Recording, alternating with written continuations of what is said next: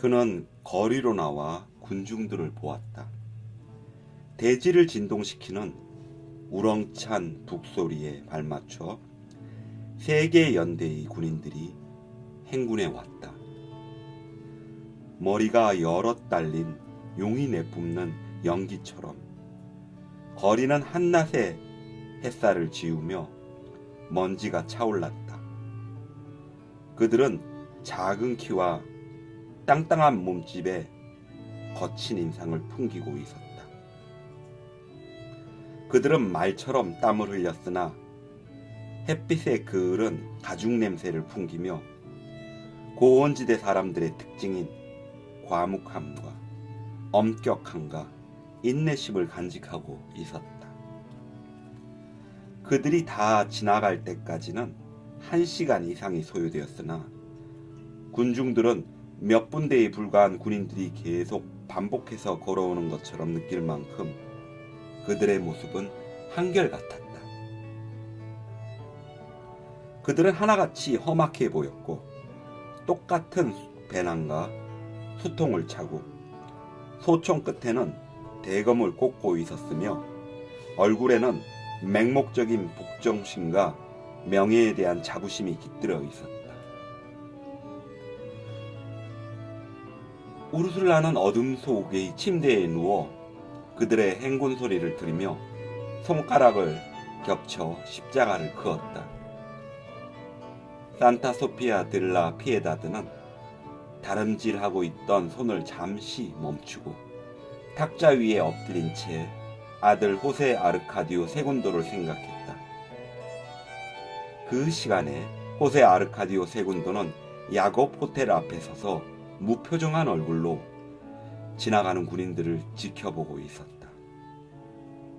계엄령을 선포한 군대는 쟁의의 중재자로서의 권한을 갖고 있었지만 실제로는 타결을 유도할 만한 아무런 조처도 취하지 않았다. 그들은 마콘도에 도착하자마자 총을 내려놓고 바나나부터 수확하여 기차에 실어버렸다. 그때까지 참을성 있게 기다리던 노무자들은 그들의 행동을 보고는 벌목들을 무기삼아 숲으로 뛰어들었다.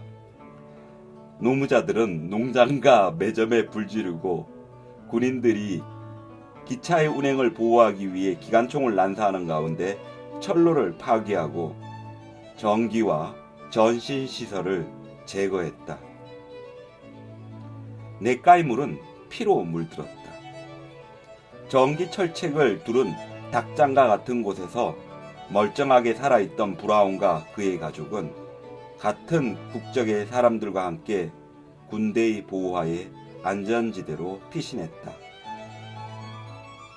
상황은 유례가 없는 참혹한 내란으로 범죄 조짐을 띠고 악화되어 갔으며 정부는 노무자들에게 마콘도로 집합하라는 명령을 내렸다. 이 명령에 따르면 오는 금요일에 주 당국의 책임자와 군대의 지휘관들이 쟁의를 조정하기 위해 마콘도에 도착할 예정이라고 했다. 금요일 아침 일찍부터 역 광장에 모여든 군중 틈에서 호세 아르카디오 세군도도 끼어 있었다. 그는 이미 조합 지도자들과의 회의를 마쳤으며 가빌란 대령과 함께 군중들 틈에 섞여 있다가 사태의 추이에 따라 군중에게 적절한 선동을 하는 책임을 맡고 있었다. 광장의 둘레에 기관총이 배치되고 철망으로 에어싸인 바나나 회사가 대포로 무장되어 있는 것을 본 호세 아르카디오 세군도는 입맛이 씁쓸하고 몸이 찌뿌드드해지는 듯한 기분에 잠겨들었다. 정오가 가까워 오자 노무자와 여자들과 아이들을 합쳐 3,000명이 넘는 군중이 비좁은 역 광장에 모여들어 골목까지 밀리고 당기며 우왕좌왕했으나 주위에 배치된 기관총 때문에 더는 꼼짝도 못하고서 열차가 도착하기를 기다렸다. 그들은 누군가를 환영하려는 군중이라기보다는 축제 마당에 나온 놀이꾼들 같았다. 상인들은 터키인의 거리에 있던 튀김이나 청량음료 판매대를 끌고 왔으며 사람들은 기다림의 지루함이나 뜨거운 햇살은 아랑곳 없이 즐거움에 들떠 있었다. 오후 3시가 되어갈 즈음 기차가 오늘 도착하지 않고 내일쯤에서나 올 것이라는 소식이 전해졌다. 실망의 함성 소리가 군중들 사이에서 새어나왔다. 그러자 중위 한 명이 4개의 기관총이 설치된 역사의 지붕으로 올라가 조용히 하라고 메가폰에 대고 고함을 질렀다. 이때 호세 아르카디오 세군도의 곁에는 4살짜리 아이를 데리고 나온 뚱뚱한 여자가 맨발로 서 있었다. 그녀는 작은 아이를 자기가 아는 뒤 호세 아르카디오 세군도가 누구인지 알지도 못하면서 큰 아이를 높이 들어올려 사람들의 이야기를 잘 들을 수 있게 해달라고 그에게 부탁했다. 호세 아르카디오 세군도는 그 아이를 어깨 위에 올라타게 했다. 이때부터 오랜 세월이 흐른 다음까지 이 아이는 남들이 믿건 말건 중위가 주 행정관과 군사령관이 시달한 포고령 사호를 메가폰에 대고 낭독하는 것을 보았다고 말했다. 그 포고령에는 카를로스 코르테스 바르가스 장군과 그의 부관인 엘리케 가르시아 이사자 소령의 서명이 담겨 있었고 80단어로 된 3개의 항목 중에는 파업을 일으키고 시위를 감행한 노동자들을 불순분자로 규정하고 그들이 군대의 명령을 거역할 경우 사살해도 좋다는 권한을 군대에게 부여하고 있었다.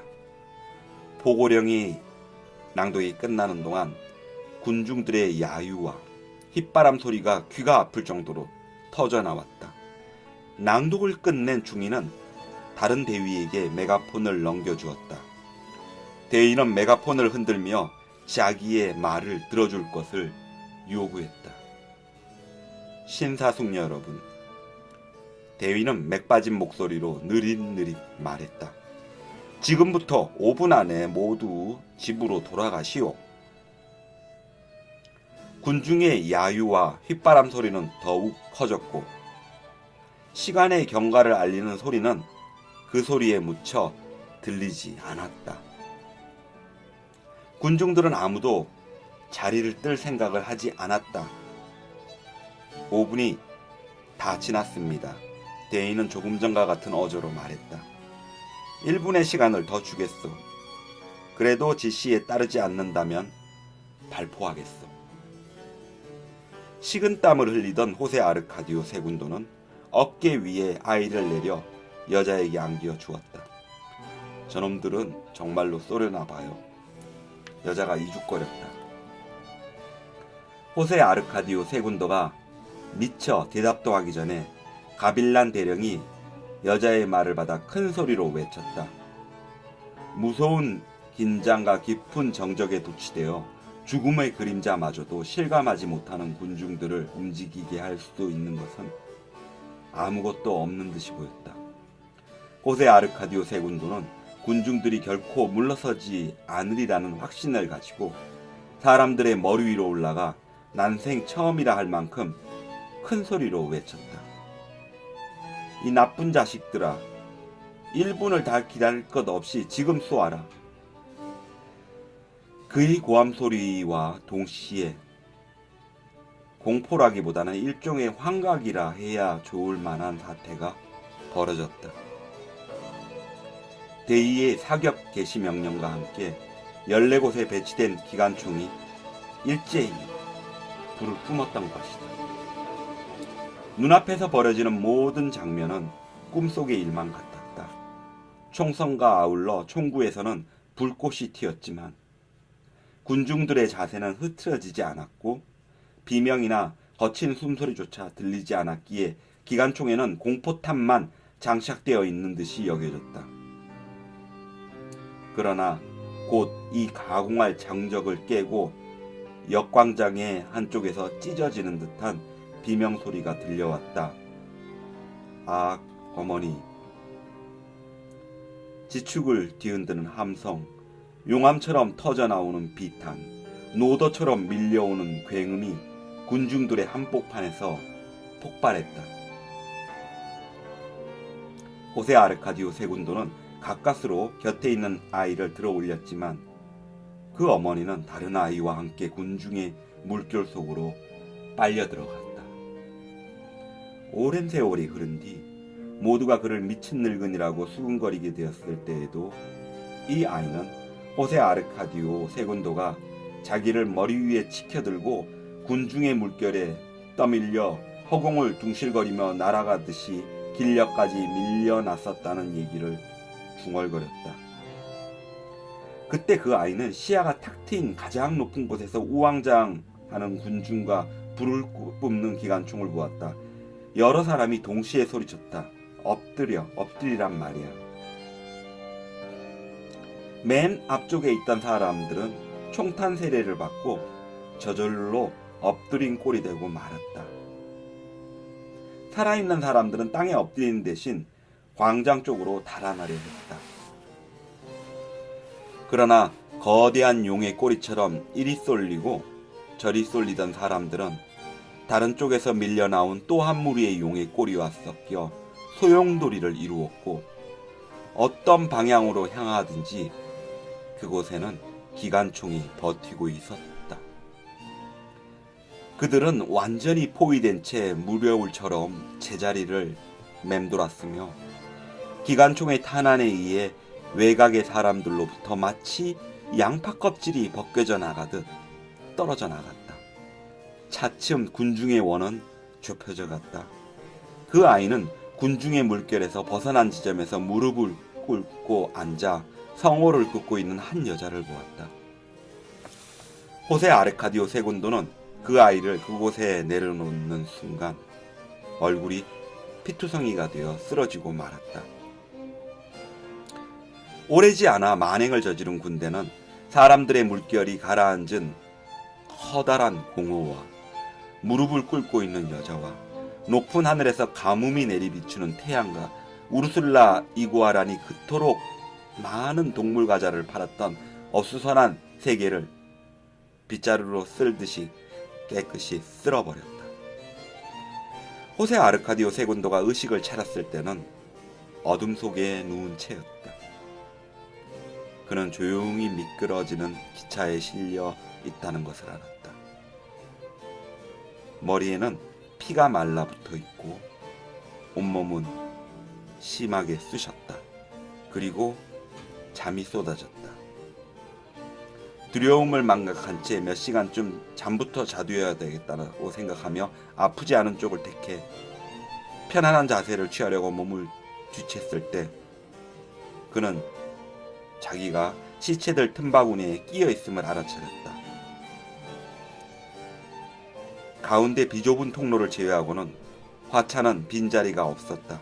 시체들의 체온은 가을의 석고상처럼 차갑게 식어 있었고 입가의 거품은 말라붙어 있어 학살이 벌어진 후로 제법 여러 시간이 경과했음을 짐작할 수 있었다. 시체들은 바나나를 운반할 때와 마찬가지로 아무렇게나 쌓여 있었다.